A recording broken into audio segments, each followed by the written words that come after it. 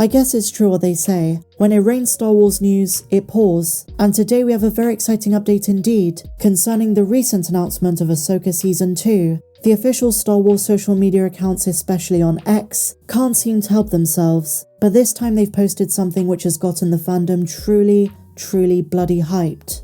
It was only a couple of days ago, way before these announcements, that I made a video about the character of Shin, and I was talking about the shame that it would be if we don't get another season of this show.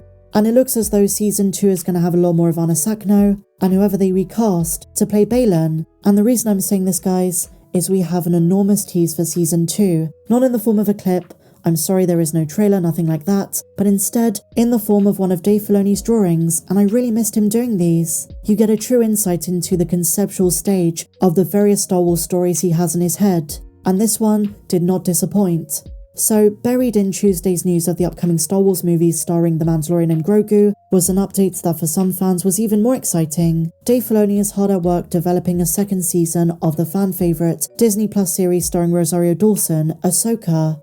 Something that was not made immediately official in the wake of Season 1, but now it's confirmed via StarWars.com.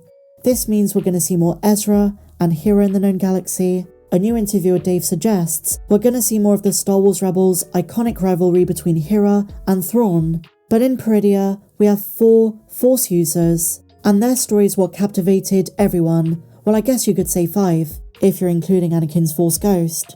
So here's the picture, my dear friends. Let's analyze it. We have the outstretched hand, the statue of the father, the Mortis God. We saw Baylan atop the finger, which is pointing to some kind of shiny beacon. And this makes me think, as many fan theories have posited, there is some kind of Force secret mystery connection between Mortis and Peridea. The shiny temple, the beacon in the distance, is extremely reminiscent of the monastery that we saw in the Clone Wars arc.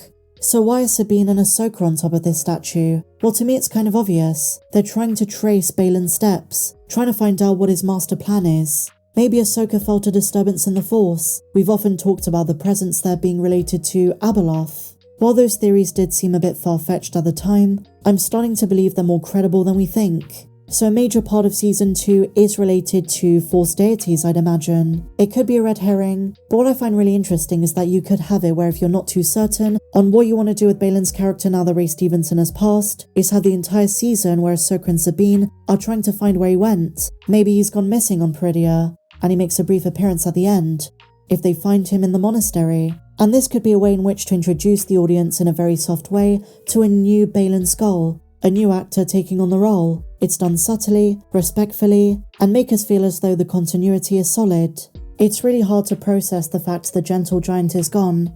The fans acknowledge this, and Dave Filoni surely does too. Whoever is going to play Baylan next has some massive shoes to fill. Ray was perfect and so natural in the role. There'll never be another like him, so they need to respect his legacy. I remember seeing a really interesting theory for Season 2, this idea that they don't need to show Baylan too much, and the vast majority of what's explored on Peridea, as I say, is through Ahsoka and Sabine and their quest, but also Shin. She might decide to go searching for a master, reach the Rocky Mountains, and only find Baylan's lightsaber. And the entire season we're trying to figure out what happened. Did he die? Is he alive? And it's kind of got a mystery vibe to it. And this could connect to the world between worlds. But it is evidence that Dave Filoni wants to tell this story. That is what he's trying to communicate to us with this image. That is what it symbolizes. So one way or another, it's going to continue. And this could be an opportunity of Ahsoka doing some digging into Baylan's past. Maybe simply asking Anakin's Force Ghost, who was Baylan's master? What Force lineage does he descend from?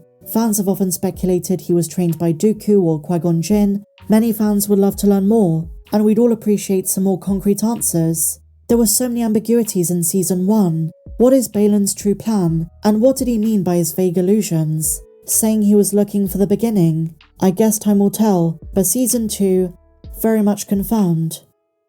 And so now, my dear friends, on to some news regarding Star Wars movies. The creators of Game of Thrones almost had their own Star Wars film, but it never made it to fruition and they're a bit salty, especially about the title. Here is the lowdown from The Hollywood Reporter. After talking about some of their other projects, next was their Star Wars movie. Fans were excited by the idea of the Thrones guys bringing their grounded fantasy dramatics to the galaxy far, far away. yet the movie was shelved with other projects from other top creatives like Kevin Feige, Patty Jenkins, and Damon Lindelof. Benioff says this: "We wanted to do the first Jedi, basically how the Jedi Order came to be, why it came to be, the first lightsaber, and we were annoyed when Rian Johnson called his movie The Last Jedi. He completely destroyed the obvious title for what we were working on. They didn't want fans associating their movie The First Jedi with Episode 8, The Last Jedi. They were two separate projects. And just to state the obvious here, the idea they had for their movie is exactly what James Mangold is doing for his, and his one is confirmed." And so in the next part of the interview, they are asked what went wrong, and Benioff says this: "Lucasfilm ended up not wanting to do a First Jedi story, which we now know is not true. We had a very specific story in mind, and ultimately they decided they didn't want to do that. And we totally get it. It's their company, it's their IP, but we weren't the droids they were looking for. The overall concept is still going to happen though, and by the sounds of things, and I am just being a bit speculative, it appears as though Kathleen Kennedy preferred Mangold's pitch to whatever was drafted by Benioff and Weiss, which is kind of sad, but it sounds to me like having a specific story in mind, which they did, would have made for a consistent Star Wars story if nothing else." And so moving on, my dear friends, a huge tease for The Bad Batch Season 3. This is by Jennifer Corbett, and as she's been doing a lot of recently, on Twitter, she seems to be teasing we're going to get a trailer sometime soon. This one is quite literally pot-stirring. I predict we're going to get a Bad Batch trailer sooner than we think. The first one for Season 3, I would speculate sometime in the next couple of months, but I suppose it depends on when they intend to release it. There is a good chance it's May the 4th, or sometime in April, but regardless, fans are hungry. A lot of fans are dying for the final season. It's been trending on Twitter for a couple of days, and the replies to Jen's post are very telling. And so finally, my dear friends, a rumour concerning the name of the ship, the main ship, in Skeleton Crew.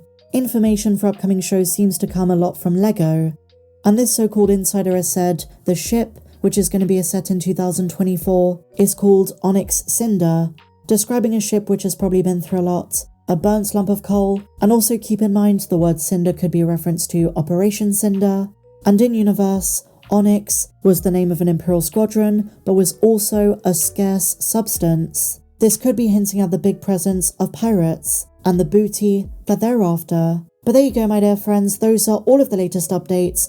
Go and check out the ones I posted over the last couple of days. We've had a lot of big Star Wars news.